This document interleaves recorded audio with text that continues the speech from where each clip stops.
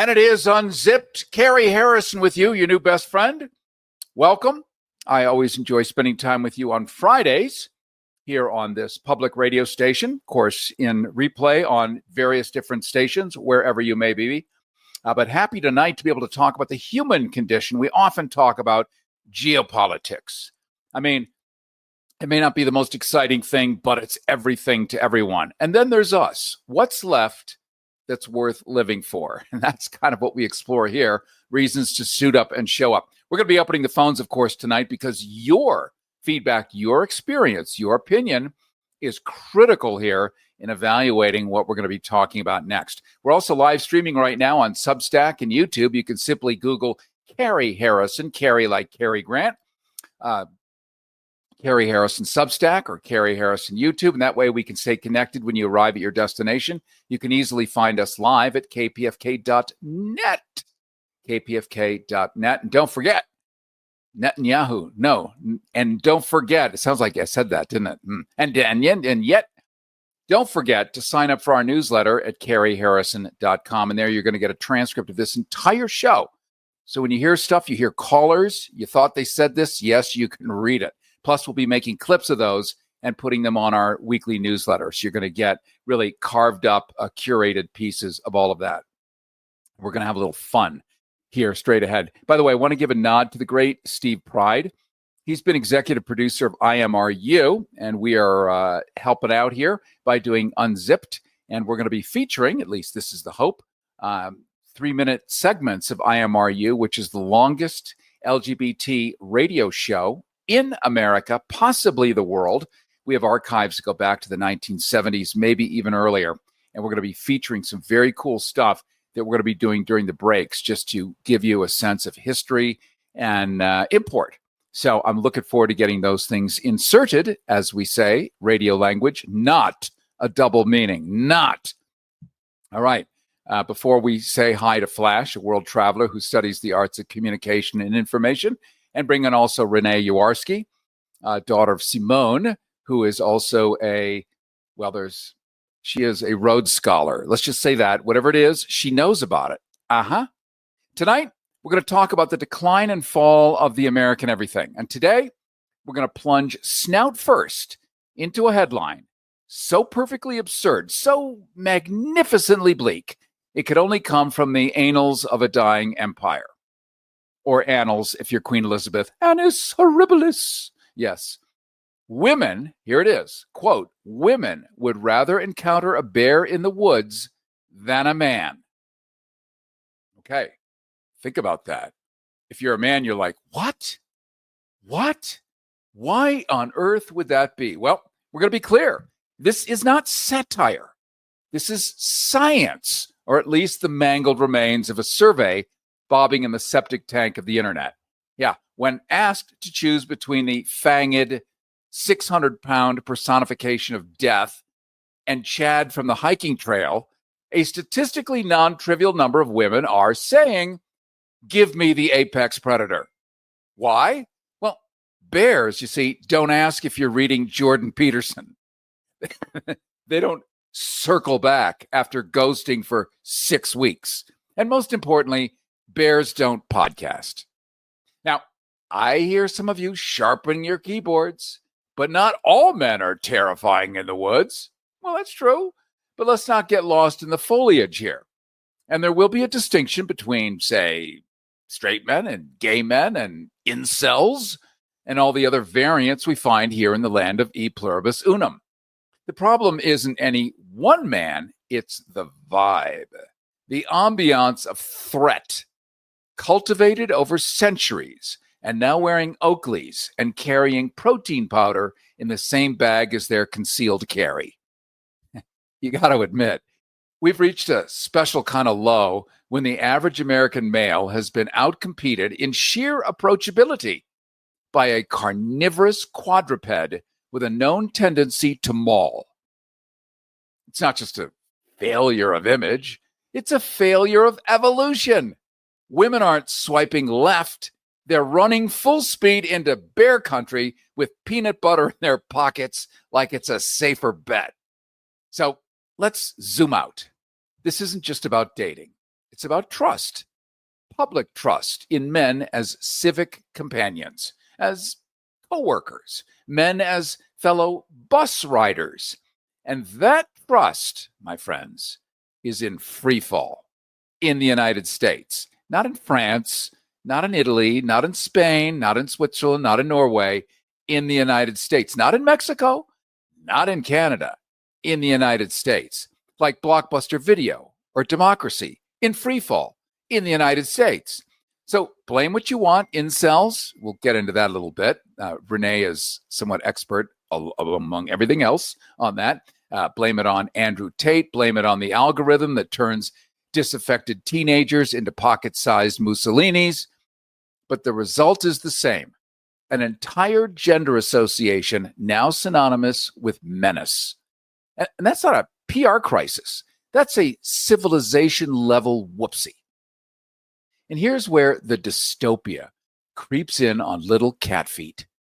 Because the same culture that shuns men in the woods celebrates them online, where the worst of them monetize grievance, weaponize loneliness, and pitch dating courses with the psychological complexity of a sledgehammer.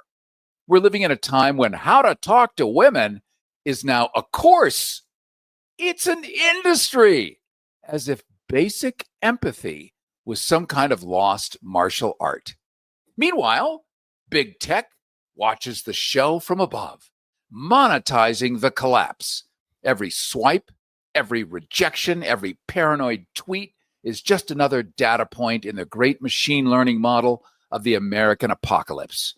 Women afraid of men? Fantastic. That's clickbait. Men angry about women being afraid of them? Even better. That's engagement. And bears? Bears don't use Instagram, which makes them the most trustworthy creatures in the woods. Bears are also something else. And I know Flash, a minute before we started the show, asked, bears, another thing? Oh, yeah, baby. We'll get into what bears are also. But just the bears, the Orsine version that we're talking about right now, because they don't use Instagram, they're definitely more trustworthy in the woods. You see, in the eyes of our algorithmic overlords, there's no such thing as dystopia, only data. I've said this over and over again. I think we flesh it out more and more each time, so it becomes more and more understandable. And right now, the data says we trust wild animals more than each other, which frankly sounds about right. If you've ever had a dog, nothing more needs to be said. If you've had a cat, well, maybe 50%. So next time you're out on a hike and you spot something large, something hairy, something vaguely dangerous in the distance, don't panic. Just ask yourself, is that a grizzly or just a man with a podcast? Either way, don't make eye contact. And for God's sake, don't feed them. Let's bring in Flash. Flash, the greatest co-hostess who ever lived, a radio maven, also a world traveler who studies the arts of communication and information. Flash, always a treat to hear the music of your voice. Well, thank you so much. And we're also going to bring in Renee, daughter of Simone, the Rhodes Scholar. We'll bring her in just a second. She likes to fuss a little in the background first. But Flash, let's jump into this. I had not become aware of this until you mentioned it to me, you and Renee, maybe a week ago, about men versus bears. And to me, like, nobody wants to be in a cage with a grizzly bear, except maybe it's preferable on some level. Well, first of all, the study does say with a man you don't know or a bear you don't know. So it depends, I think, on, I mean, that's how American women are perceiving men. I mean, if it was Hugh Jackman, I think we would have an easy choice here. Not if the bear was named Hugh Jackman, but the actor. But it is men you don't know, and yeah, it's a strange phenomenon that this is what's going on, and women are, I think, legitimately, to some extent, afraid of men, and sometimes some men. I don't want to, use the broad stroke here. There are wonderful men in the world. I know some of them. They're really, really great. You know some of them. I know some of them. I do, but they're my friends. And I've met a few online. It's just that the level of where we're going right now is very much women washing their hands of certainly if you're single and dating, of the situations online and of all the games that are being played. And I'm not saying women don't play them either, but it is something when we're talking about a bear who might or might not kill you and a man who's going to want you to listen to his Spotify list and probably listens to Joe Rogan. It is frightening, and it is every reason to run. Okay, let's explain, because we have people in Europe right now, in Switzerland, in the northern parts of Europe, probably the southern parts as well, along with the United States. Like, we get it. This is our language. This is our vibe. But we say Joe Rogan, they're not going to necessarily know what that means. Well, God bless them means, and safekeeping, and don't learn any more. Just live your life and be free and happy, and you don't want to know. It's very, you know who we're talking about, right, Carrie? I mean, do you want to explain that, or do you just want to let people, have some joy left? They won't be able to intuit it because their broadcasting rules are different in different countries. So they have publicly funded media. We support, or we rely on listener support, and thank God for our beautiful, beautiful listeners that we can do this. But in other countries, it's just built into the infrastructure. It's part of your tax basis. You don't look twice. You don't get ultra right wing or ultra fringe anything on the air because it is for the public benefit. In this country, we deregulated that when we got rid of the fairness doctrine in the late 1980s into the early 1990s. The fairness doctrine was great. We'd had it for 50, 60 years. And in America, it said that if you were going to have a Ku Klux Klan rally on the radio, you had to have a not Ku Klux Klan rally on the radio equal time. So if you had 4 hours of Limbaugh when he first started, we had 4 hours of anything but Limbaugh, typically the diametric opposite politically. And it balanced it out. The ratings were high. People loved to listen. They loved to call in. It was a great idea.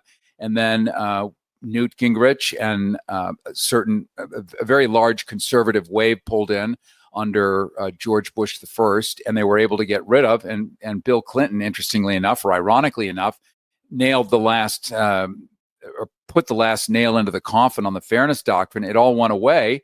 And then suddenly radio stations, known as Clear Channel back then, today known as iHeart, there's Cumulus, there's Salem, bought up all the radio stations. So basically you could have one guy on 900 stations 40 times a day.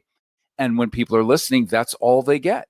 They can't have broccoli with, cruciferous vegetables and maybe some light strained peas. No, it's going to be meat, and more meat. And pretty soon go ahead.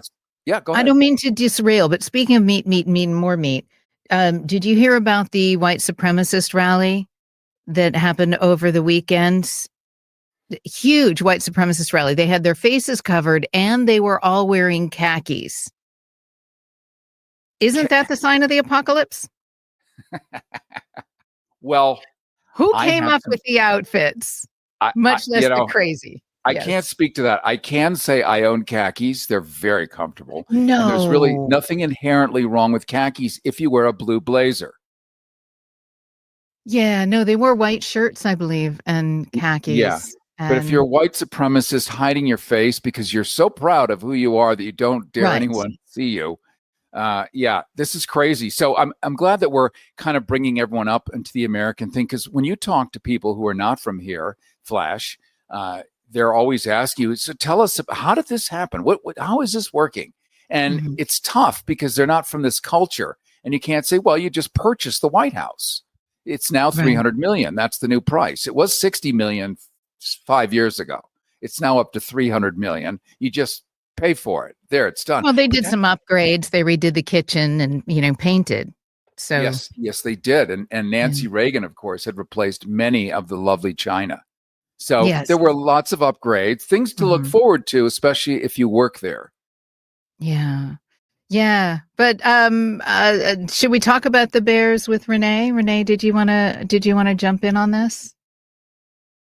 Let's definitely do that. Yeah. And let me throw out the phone numbers too before Renee jumps in. So we Okay. want to get your thought. I gave a very long, a volupte and exquisite, gorgeously detailed examination of the thinking of why women would prefer to be in the woods with a wild bear rather than a man they don't know in this country. You're a man. Maybe you think that's insane. It's outrageous. What women would say that? What woman could even think that? If that's where you think, we would love to hear your voice at 818-985-KPFK, 818-985-5735. Those are your Harrison hotlines. If you're a woman, you may relate to that. Like, I don't feel safe with men. I get in an elevator and I clutch my purse and I lean into the corner and I'm like hyper vigilant. Like, what is this guy going to do? He's sweating. He's got a long beard. I mean, it's ISIS on steroids. I don't know. But we all have these experiences, which is why this has not only become a thing, but it was on The View, according to Flash. It was on the View, right? This topic. That was Renee. So Renee, yeah, let's jump right on into it. Yeah. When it's on The View. Yeah, I know. It actually was on The View. I think it was like a 4-minute segment. So if anyone wants to look at that, it's on YouTube and you can check it out. Everybody's been talking about it. So if you just go to Google or any of your AI sort of chatbots, ChatGPT, and you just type in man versus bear, you're going to see professors have now started doing research about it. There's all these articles, there's TikToks about it. And it's one of these cool phenomenons because remember when they'll have remember there was a dress and like half of the population saw it as like black and purple or something, and the other half saw it as like green and yellow, or I'm getting those. I think it was wrong. Blue or gold. Blue or gold, yeah. Yeah. And it's like, and never the twain shall meet. Like, we could not figure out why the other half of people could not see it that way. This is kind of what was going on with gender, where I think this all started probably on TikTok, where someone just sort of said, well, ladies, would you rather be in the forest alone with a bear or a man? And women were overwhelmingly saying, well, yeah, I mean, a bear, I'll take my chances with the bear. And the reason why it kind of went viral and has snowballed is because so many men were flummoxed and shocked and said, I don't understand.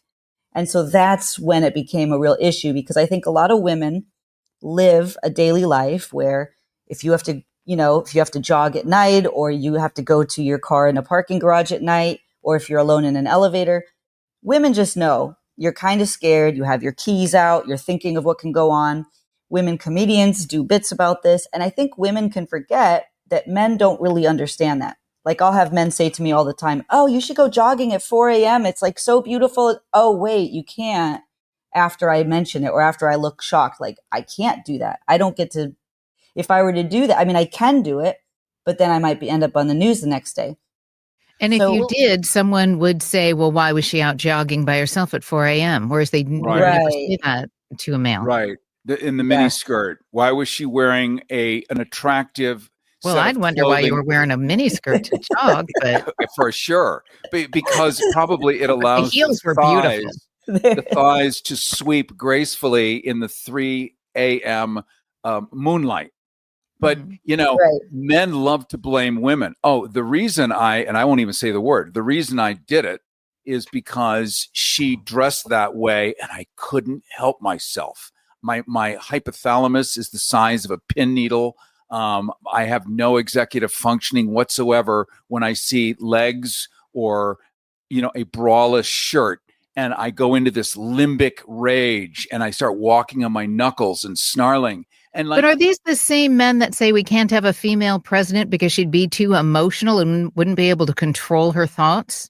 If you're living with diabetes and using insulin, you know the pain of pricking your fingers over and over again. Ouch! Well, by wearing a small remote device called a continuous glucose monitor, or CGM, call now and get free shipping of your new CGM, plus we'll bill your insurance for you. 877-282-8102. That's 877-282-8102. 877-282-8102. 877-282-8102. But But this seems to be happening uniquely on our shores. The Canadians are not spending hours debating this. No, the Canadians have lives. Well, Canadian, don't, because we're talking about this. And here's what I think it is. We have lives too. They just look different. I think what they have is still manners. Like you're raised, you don't slap people in the grocery store. You don't yell at strangers. You don't carry a gun on your hip to go grocery shopping. Here, it's been normalized. So all of this, I think, is just an extension of that bravado.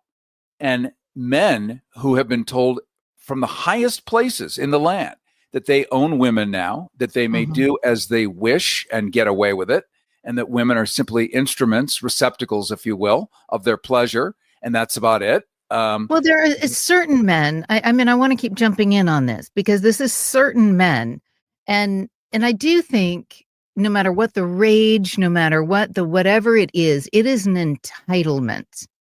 I was at a party the other night, and a man said he's doing all this work against Bruce Springsteen because he said he went to a Bruce concert and Bruce was voicing his political views. And this guy just walked up to me at this party and starts telling me all of this. And he said, "You do radio stuff, right? Well, I want to get all of this on the air." And I said, "Well, after all these years, you don't know where Bruce stands in the political realm?" And he said, "Well, I didn't. I liked his music. And that's why I went to the show. And if I'm paying $100, then Bruce just needs to sing his songs and shut up." Well, he's paying to see an artist be that artist, is how I explained it to him. And it is not his right nor privilege to tell the artist what to do or how to do it. But it was kind of an entitlement that he gets to demand something. And I think some men in this realm are seeing or feeling that they get to demand how women behave toward them and what they can do toward women.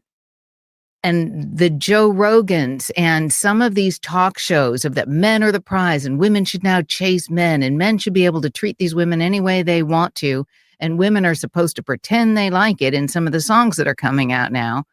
I think that's where the problem lies. Not that we shouldn't love sex and love whatever and love everything that we have in the developments over the last few years and that a lot of women have fought for. But at the same time, it's these men, similar to the white supremacists, that they are entitled and privileged to have whatever they want, regardless of what the other person wants or doesn't want. That was a rant. I apologize. It was a beautiful rant. In fact, so much so that it stimulated Ray from Los Angeles to give us a buzz at 818-985-KPFK. Those are your Harrison hotlines, 818-985-5735. Ray, you're on Unzipped. Welcome. Hello, Ray. Yes, am I on the air? You are on the air. Flap, flap. Okay, hi there, it's me again. I have an issue that changes the bear into a Prince Charming, and I would like the three girls to comment on this. I have a Yiddish proverb, and it goes like this. If you feed a horse, he won't go to the mill. Now, I interpret this as if your guy gets sex, he won't get married. And my idea on this is there's too much emphasis on marriage. Love and passion is real, human, and natural, but marriage is a legal contract. And as a result of marriage, there's a lot of ideas like premarital sex is being used and withhold sex until marriage. And that's why girls don't kiss back, by the way. And there's the guilt and the shame if you have sex, and also the development of tactics and routines. So my question for the three girls, and I hope I can get three answers, is there too much emphasis on marriage? Thank you, Ray. I will marry the bear. And Carrie, you're a girl now. I know. I was just waiting for my... No, we love Ray. Ray's called in before. And I don't know that girls are still not kissing back because they want marriage. I think that's very, very outdated. But I think Ray called in once before, didn't he? Because he said he thought women were being dismissive. If I'm not mistaken, that was his call a few weeks ago.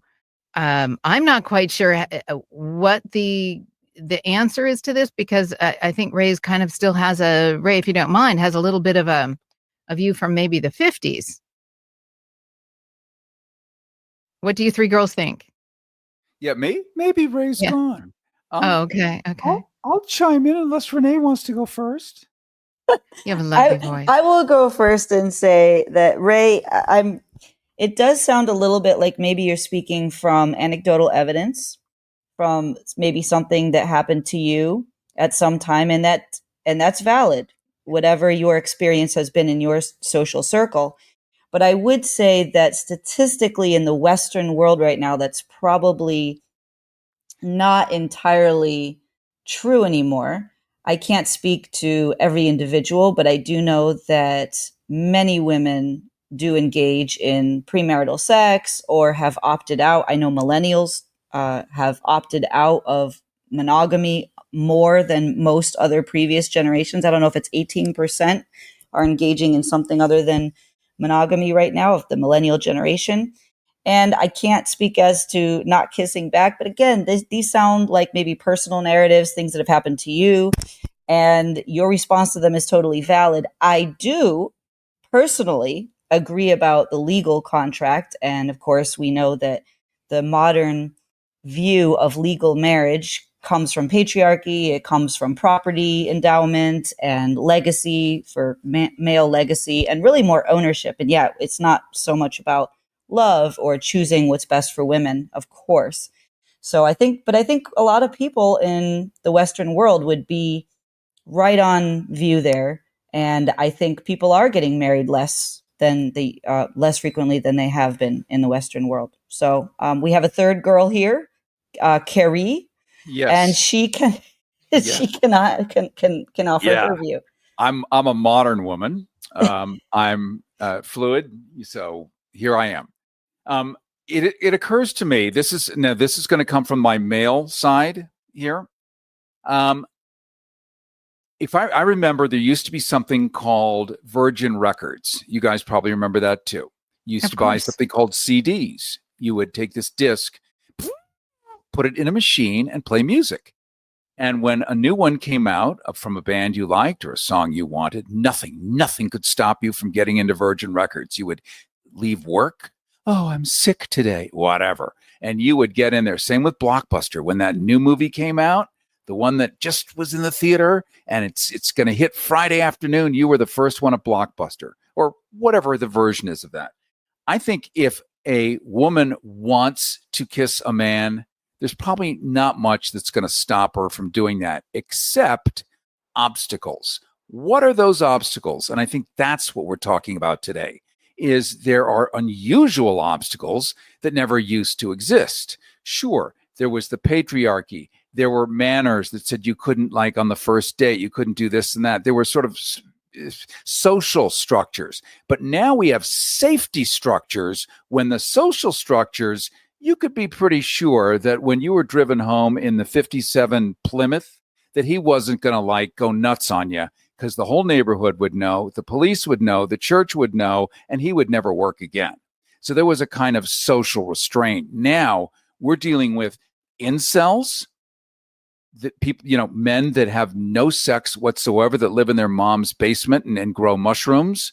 And their idea of women is purely through watching porn, where you grab and pull hair and scream and call them horrible things. And for some reason, if you meet a live one and you say that to her at a Starbucks, she doesn't react well. There must be something wrong with her, right?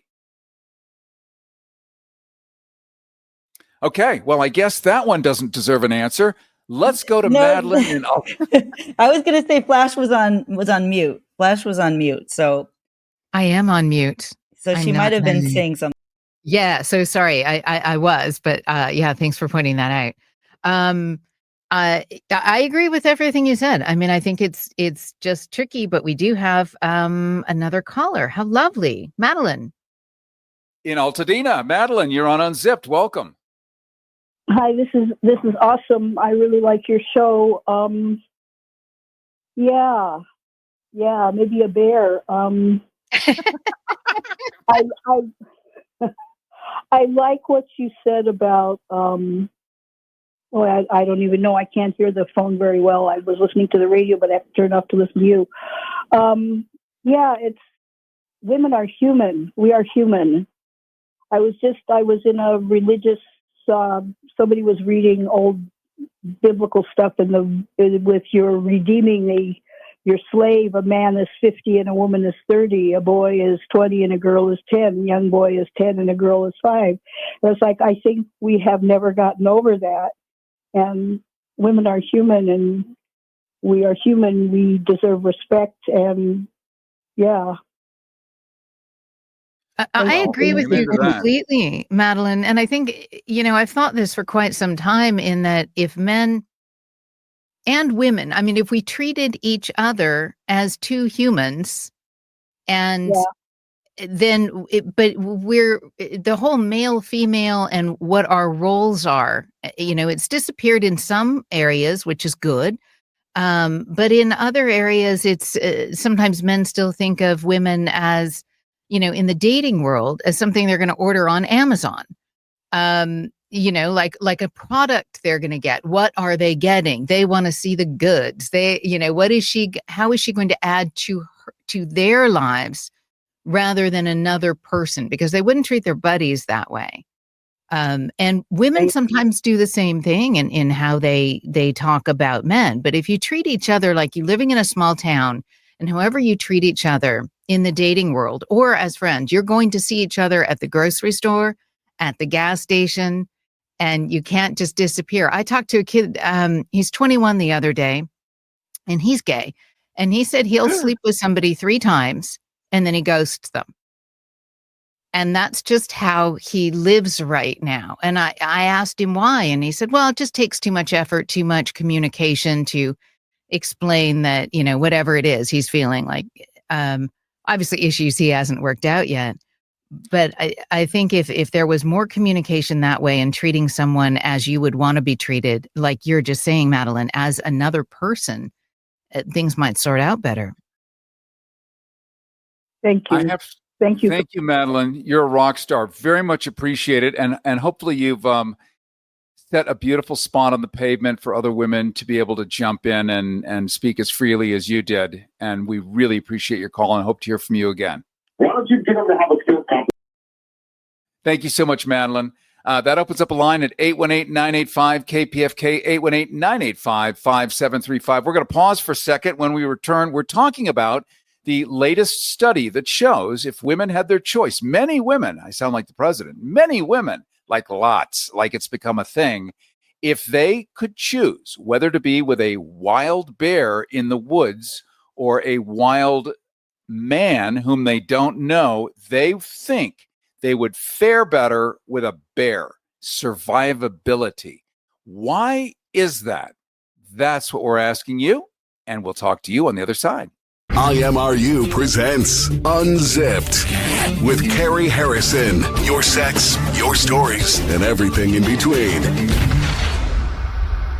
Everybody wants cheap airfare, but where do you find it? You call low-cost airlines. They specialize in cheap flights, discount hotel rooms, cheap car rental rates, and with a best price guarantee. If you want the lowest prices on your airline tickets or other travel services, call now. That's right, call. That's the only way to get these rates. Experts are standing by 24/7 to get you the cheapest airfare and hotel rates available. So don't wait. Call now.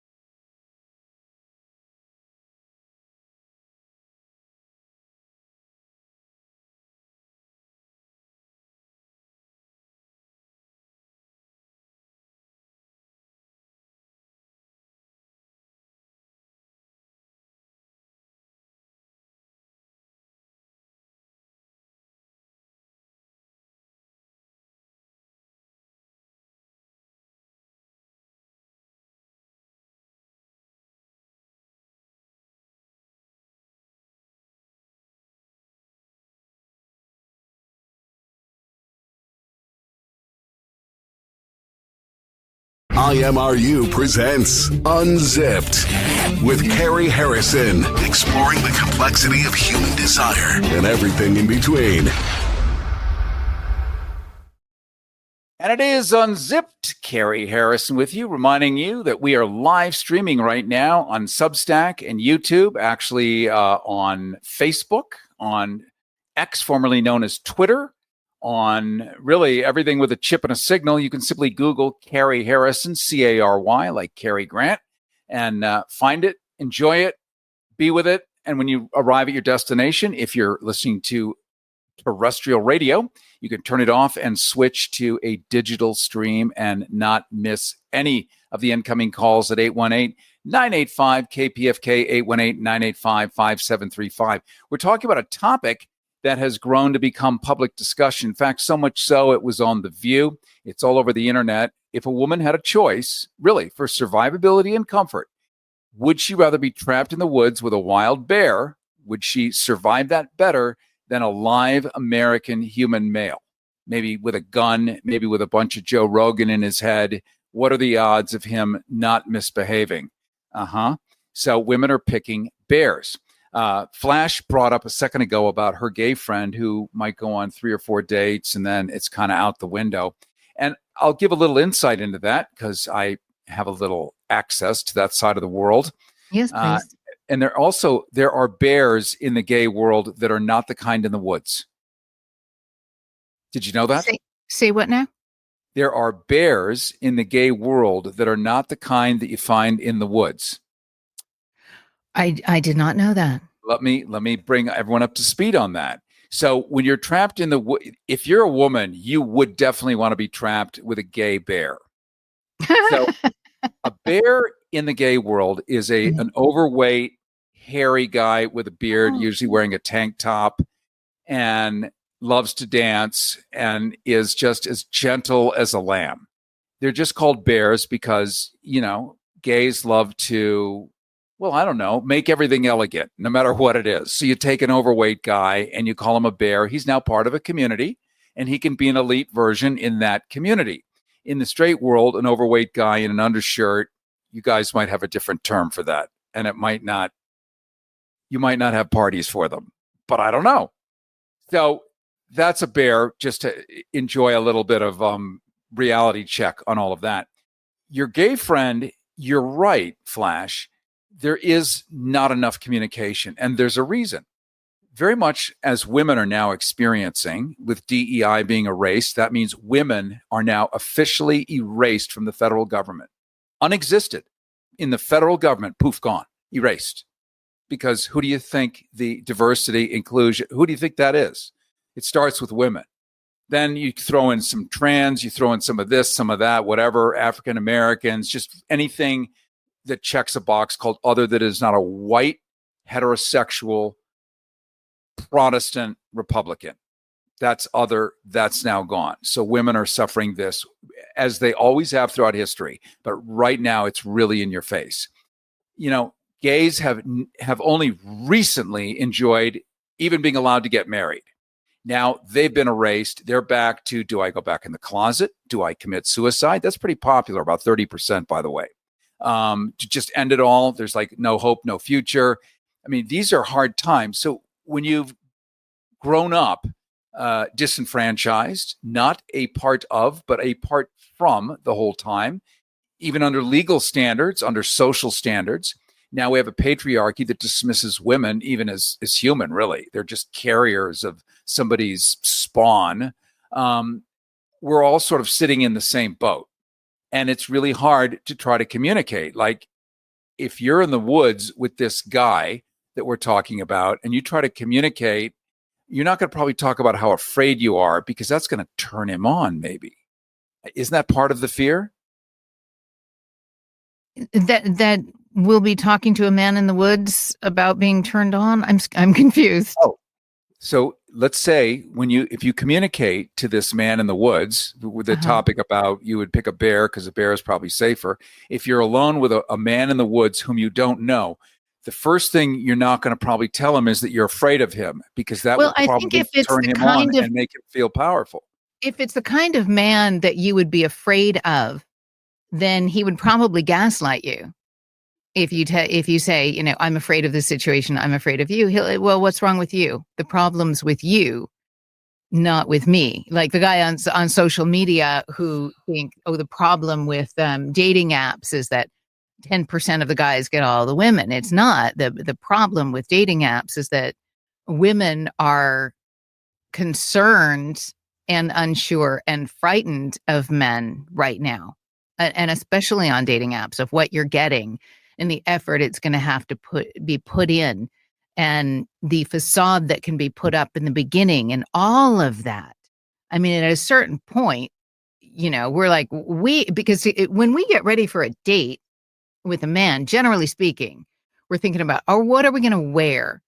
Should we put on makeup or not? Where are we going to meet? Do I have to do my hair? I mean, at the end of the day, especially from somebody who does have anxiety, like I have anxiety and no attention span, it's just sometimes just easier to turn on Netflix and grab a bottle of scotch than go through all of that. It's not only not the man that was on the dating site or the person he pretended to be or might pretend to be for the first 3 dates, but just something you're going to have to get out of or get your heart broken from with all the games and whatever. And that's too exhausting right now. We're just trying to find, cheap gas to put in our cars, hope it keeps running, keep a roof over our head, but we all still want love and we all still want attention. Now, how much of that is sold to us as a bill of goods, to me, is questionable right now, because love is a drug, and love gives you all that rush of cortisol and all the love drugs that our body and our mind create, just like shopping does, just like the drugs that, a lot of people take, Molly, just like getting drunk and being free. All of that does, and all of the things that we're sold in our society right now that do stimulate that. I wonder how much we really need it, because I think we still believe that we need that feeling. And if we didn't need that feeling, how many things would we stop buying, and would we stop buying into to be attractive to the people we want to be attractive to, and to make ourselves look good in many ways for others? How much of that would we stop buying into? But it's, there's so much going on, and there's so much to, if I may use the cliche term, unpack in all of this. But the bear thing, like, either the bear's going to eat you or it's not going to eat you.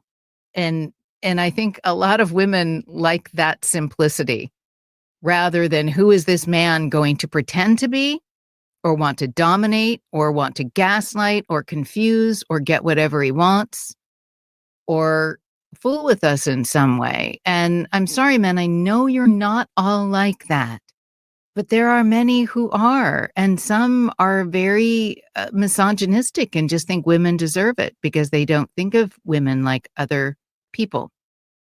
They might think of them as inferior, or something to own, or something to scare. So I think, to get back in a very long way around the barn, Carrie, to your question is, I think there is, if you tell a man that you're frightened of the situation, a well-developed man, a man that you would want to be with, might take 2 steps back, sit down, say, that's not what I want here. I'm sorry if I'm making you feel that way. How do we change this up? How do I make you feel comfortable? Rather than just saying, well, it's obviously your fault, you're doing something wrong. So here's the magical question in all of this. How do we have a bifurcated maleness culture in America where, and we know that it's not all men. We know it's probably not a lot of men. We know it's enough men, and those enough men are the irritants that stick out on the internet and give normal men a very bad name. Normal men, politics is like a pyramid. A third at the top are the enlightened, educated ones. The third in the middle are, they watch Netflix, they eat, they go bowling. They don't really get involved. The ones in the bottom are the lunatic fringe. which are just as passionate as the ones in the top. But the ones in the middle act as a buffer and keep a lot of movement from actually happening. The ones at the bottom, which would be these guys that have caused the bear issue, they're so loud, they're so obstreperous and generally unpleasant that we start to think that all men on the internet are like that. What would the ideal man look like on the internet for those who are listening passively and go, okay, I could use that information? From a woman, what is it she's looking for? Yeah, I would love to hear from people too. If you're a listener and if you're going out on dates, or if you're dating, or if you are still looking, if you haven't just, hung up the raincoat, so to speak, what are you looking for in someone else online? It's a very good question. I also is a topic I wanted to bring up today, and I know this is a huge challenge, but you might not have guessed this by listening to me, but I have no idea how to flirt. And it's a problem in person, in online. I can have a conversation about just about anything, I think. But honestly, I have no idea how to flirt. I don't know how to do it, and it's something I've just never learned. And I think it is an art and a skill. And one time a girlfriend had told me what to say, because I would turn anybody off who clicked on me on the dating sites, because I would just talk to them like they were another person. And she said, if somebody said, oh, well, what are you doing this weekend? I'm like, well, I'm trying to get through this book that I started last week, and my goal is to get through it by the weekend. Nobody wants to hear that. They want to hear something exciting or sexual. And if somebody says, oh, tell me something I would know about you that I wouldn't know from your profile.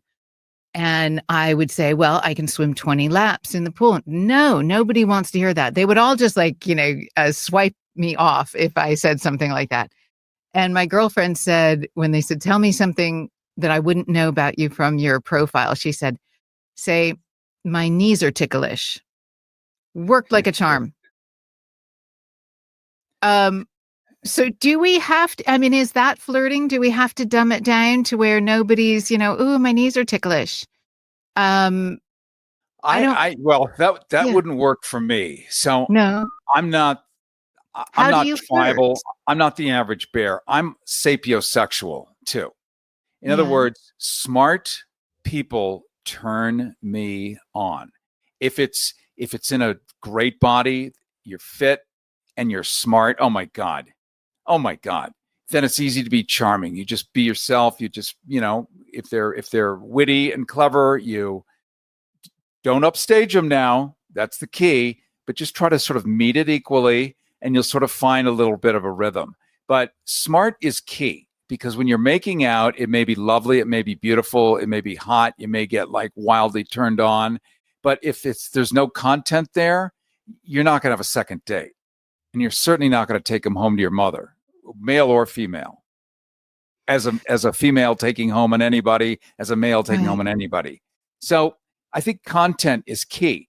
And, there was an era in the 1950s, I think, was his name Dale Carnegie, and he taught personality courses, which was similar to my monologue in the middle, where there's entire billion-dollar enterprises in how to talk to women, as if people don't know how to do that. As if women have not been saying forever, here's how you talk to me. How about listening for 3 minutes? Basic stuff. This is not a mystery, but there is an industry in how to have a personality. If you don't have one, purchasing one, you're not going to get it. You either have it or you don't. I don't think you can buy a personality. Well, but doesn't that go back to what Madeline was saying, in that if men want to know how to talk to women, I see them, how they talk to each other. Mostly I've worked with men. If I do go out for cocktails or something, I see how men talk to each other. They say something about whatever it is, baseball or music or whatever, but they want to hear what their mate's saying.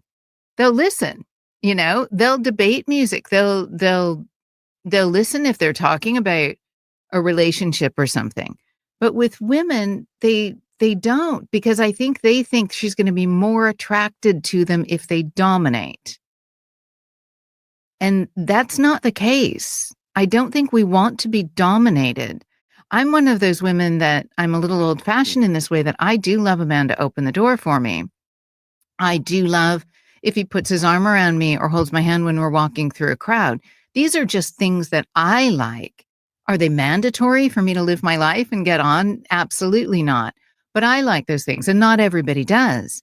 But just in talking to a woman, just, talk to her as if, I don't know why I have to say this, as if like you have to pretend you're interested in what she has to say as well, but you don't need to dominate. We're strong enough to where if you let us know you're interested and we want you, we will let you know. You don't have to tackle us with it. Do you think some of this, Flash, is self-esteem with some women? Some women just are very careful and cautious and don't want to put too much forward, fear of rejection, fear of this, fear of that. Maybe they're not sure if their perfume is good. I mean, seriously, everyone has bugaboos. If you're in LA, maybe you have a wrinkle, maybe you should get more Botox, maybe they're going to reject you. I mean, there's a million layers of what freaks people out. But generally, if people have fairly good self-esteem, which is earned, some people are lucky, had loving parents, had great support systems, have good self-esteem. I think most of us probably didn't. And we have to earn it, and we have to go to shrinks, and we have to recover, and we have to get well.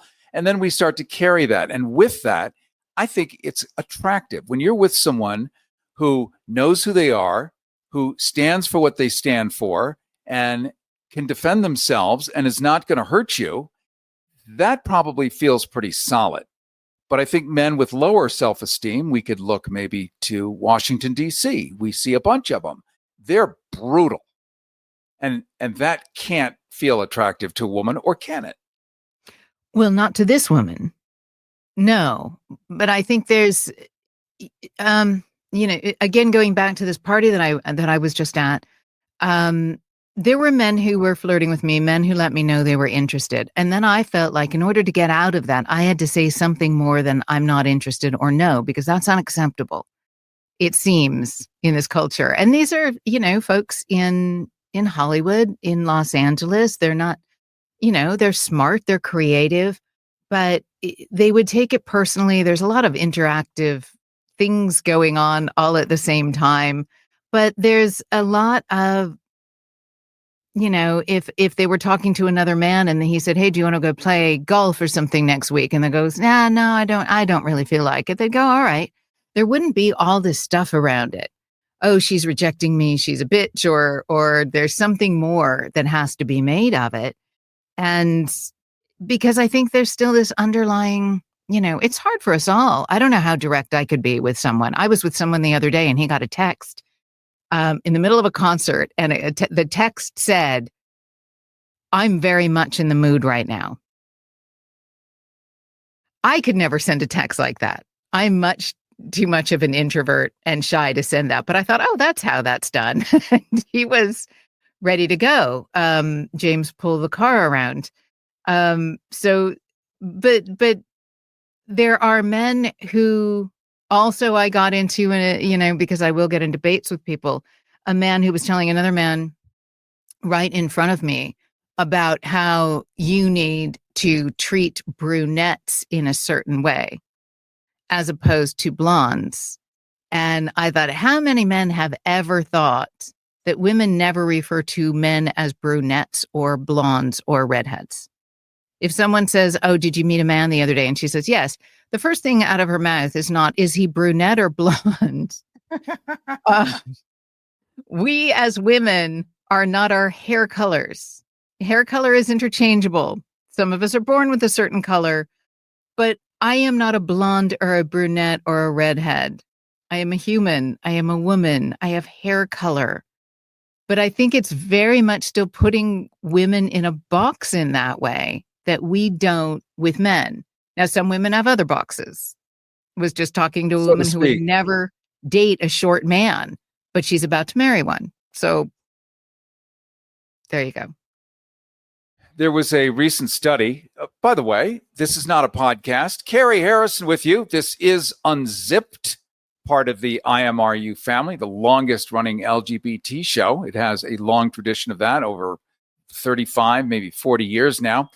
This is a special edition that we're doing every week. We're test flying it for a month or so to talk about real live human things and do it live and get your feedback and involve all of us who are stuck in this dystopian era, wanting and needing to connect. So we're exploring better ways to be able to do that and looking at some of the obstacles we're all facing. I'm joined by Flash, who is a radio veteran and a world traveler, along with Renee, daughter of Simone. And we're in different parts of the country right now, which is kind of cool. I'm actually in Mexico City, Mexico, and how cool that we can do that and talk about everything. We've got the phones open. I think we do have a line available at 818-985-KPFK, 818-985-5735. And it looks like we've sort of centered on the how to talk to women as a topic. It's not a mystery. It's never been a mystery. It's never been a secret. If you've ever read Jane Austen, if you've ever watched an old Hollywood movie, it's all in there laid out, yet somehow blind to hundreds of millions, seemingly different men.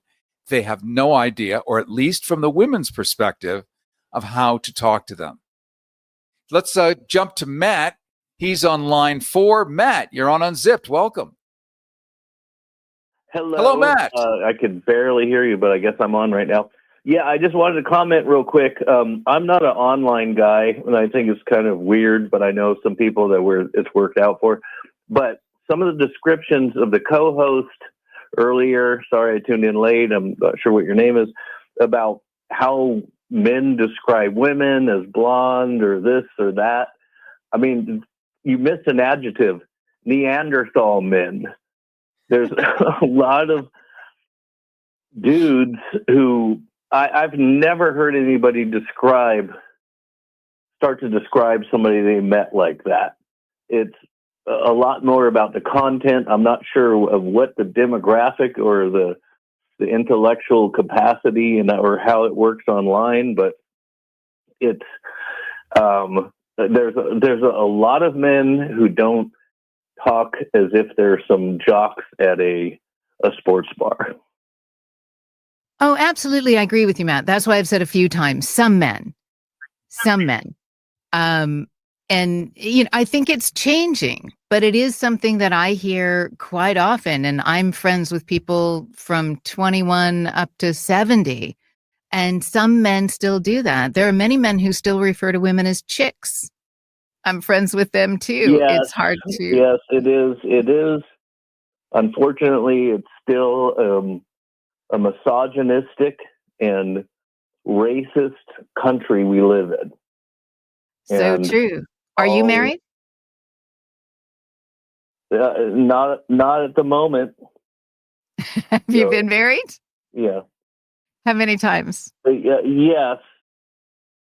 How many times have you been married? A long time ago. A long time ago. Okay, just once. Okay. And are you dating, Matt? What? Are you dating? No, not right now. No.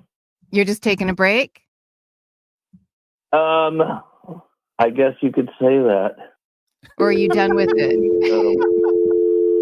Oh. Did he hang up on me?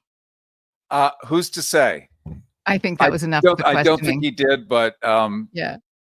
Either way, it looks like we're up against the wall. Thank you so much. Wow.